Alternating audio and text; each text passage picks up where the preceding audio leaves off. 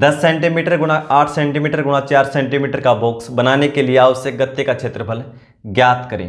अब की बार क्वेश्चन भाई घनाभ से संबंधित है, क्यूबॉइड। ठीक है, देखो घनाभ के बारे में पहले हम जान लेते हैं। भाई घनाभ का आधार कैसा होता है? आयताकार। ठीक है, और घन का आधार कैसे था? वर्गाकार। ठीक है, ये होता है भाई घनाभ। ये इसकी लंबाई होती है, ये इसकी चौड़ाई और ये इसकी ऊंचाई। ठीक है, इससे संबंधित जो क्वेश्चन आते हैं उसके फॉर्मूले देख लो एक बार। पहला था आयतन से, ये पता होना चाहिए आपको, घनाभ का आयतन। भाई पहले हमने घन पढ़ा, घन में क्या था? घन का आयतन 1 की पावर 3। ये क्या थी? घन की भुजा। जैसे लंबाई, चौड़ाई, ऊंचाई तीनों क्या थी? ए। तीनों क्या होती हैं? बराबर। तो तीनों के आपस में गुणा कर दी, ए गुणा ए गुणा ए क्यूब। लेकिन घनाभ में लंबाई, चौड़ाई और ऊंचाई अलग अलग होती हैं भाई। ठीक है, हो सकता है कोई दो सेम भी हो सकती हैं, कोई जरूरी नहीं, लेकिन तीनों सेम नहीं मिलेंगी। तीनों सेम होगा तो क्या हो जाएगा? वो घन यानी क्यूब। तो इनका देखो, इनके भी तीनों आपस में गुणा कर दो, लंबाई गुणा चौड़ाई गुणा ऊंचाई। ठीक है, और घन इकाई होगा, घन इकाई यानी क्यूबिक यूनिट। जैसे कोई सेंटीमीटर में है तो जो भी आयतन आएगा सेंटीमीटर का घन लगेगा, घन सेंटीमीटर। मीटर में दे रखी हैं उसकी भुजाएं तो क्या होगा? घन मीटर। ऐसे लिखेंगे लास्ट में, स्क्वायर मत लिख देना कभी भी गलती से, गलत हो जाएगा नहीं। ठीक है, दूसरा देखो, घनाभ का आयतन, घनाभ का संपूर्ण पृष्ठीय क्षेत्रफल। संपूर्ण पृष्ठीय क्षेत्रफल कैसे निकालते हैं? देखो ये क्या है, देख लो। घनाभ ये होता है भाई इस टाइप का, बॉक्स टाइप का। देख लो, एक लकड़ी का मेरे पास, ये देख लो।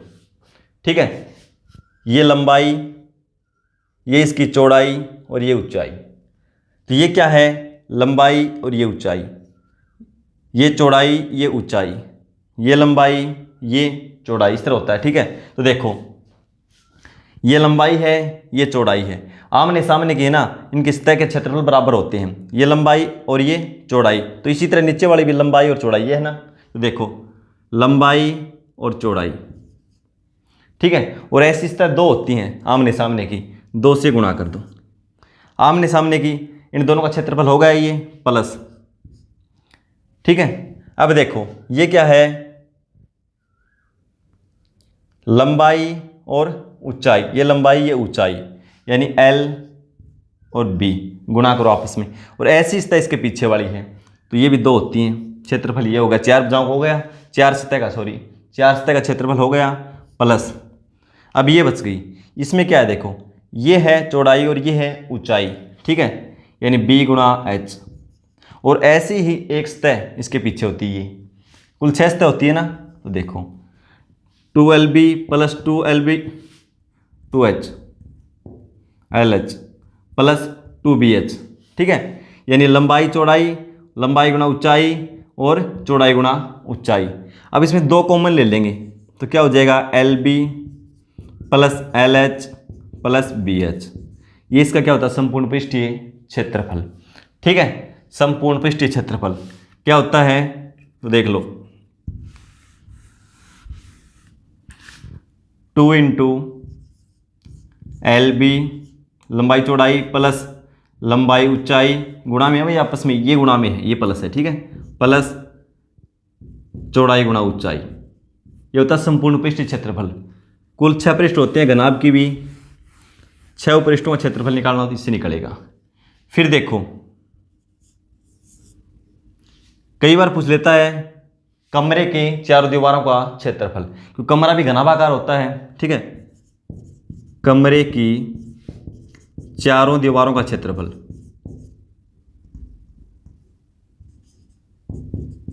दीवारों का क्षेत्रफल। तो देखो 4 दीवार, भाई देखो ये मान लो छत है और ये फर्श है इसका, तो 4 बच गए ना, 1 2 3 और 4।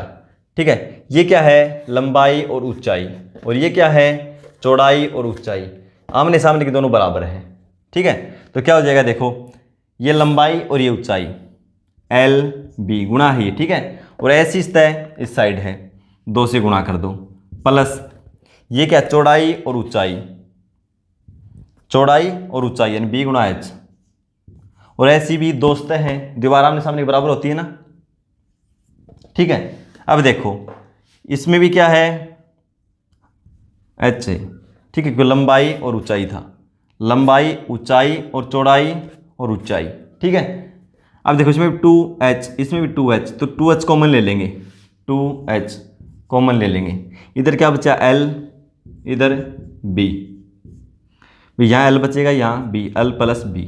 तो चारों दीवारों का क्षेत्रफल निकालना हो कमरे की, तो देखो 2h इंटू एल जमा बी, कैसे बनाइए देख लो, ऐसे बनाए हुए, ठीक है।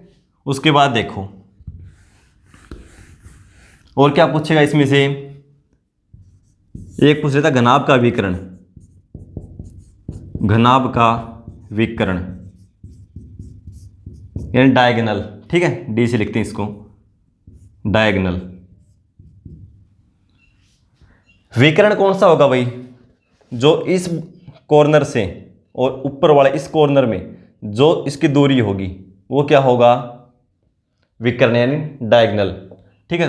बार बार पूछेगा भाई ये घनाभाकार कमरा है, इसमें कोई छड़ रखी जाती है तो अधिकतम लंबाई की छड़ ज्ञात करो भाई, क्या लंबाई की रखी जा सकती है। कोई बॉक्स में पेंसिल रखी जा सकती है भाई, जो अधिकतम लंबाई, तो अधिकतम लंबाई यही होती है यहाँ से यहाँ, यानी यहाँ से लेके और यहाँ, ठीक है। और ये कैसे निकलती है तो बता देता हूँ आपको, लंबाई का स्क्वायर प्लस चौड़ाई का स्क्वायर प्लस ऊंचाई का स्क्वायर और इसका वर्गमूल निकाल दो। बनता कैसे है ये भी देख लो भाई, घनाभ का हमें निकालना है विकर्ण, तो देखो इसका जो बेस होता है ये आधार, ये कैसा होता है आयताकार, तो ये क्या होगी देखो ये वाली आयत का विकर्ण कैसे निकालते थे, लंबाई का स्क्वायर प्लस चौड़ाई का स्क्वायर और इसका वर्गमूल निकाल देते थे हम, ठीक है। तो बेस कैसा इसका आयताकार, तो ये भुजा कितनी हो जाएगी L square plus B square और इसका वर्गमूल, ठीक है। और ये क्या है ये वाली एच और ये चाहिए हमें, तो क्या करेंगे इनका स्क्वायर कर दो प्लस इसका स्क्वायर कर दो, ठीक है। इन तीनों का कर देंगे, क्या हो जाएगा फिर L square plus B square plus H square, ठीक है। और इसका वर्गमूल निकाल देंगे, पूरे का वर्गमूल निकालेंगे, क्या आ जाएगा ये L square plus B square plus H square और इसका ये निकाल दो वर्गमूल, ठीक है। जैसे हमने घनाभ का निकालना सीखा था इस सेम तरीके से, चलो मैं बता देता हूँ एक बार। ये हम आयत में सीख चुके थे कैसे निकल के आती है, तो देखो एल का स्क्वायर प्लस बी का स्क्वायर, ठीक है, और इसके ऊपर रूट है, इसका स्क्वायर करो प्लस एच का स्क्वायर करो, इसका स्क्वायर करें इससे कैंसिल हो जाएगा, क्या बचेगा एल का स्क्वायर प्लस बी का स्क्वायर प्लस एच का स्क्वायर और इसका वर्गमूल, ठीक है। यहाँ से बन के आता है, तो ये फॉर्मूले आप ध्यान रखेंगे, ठीक है। तो अभी क्वेश्चन देख लो क्या है, क्षेत्रफल निकालना गत्ते का,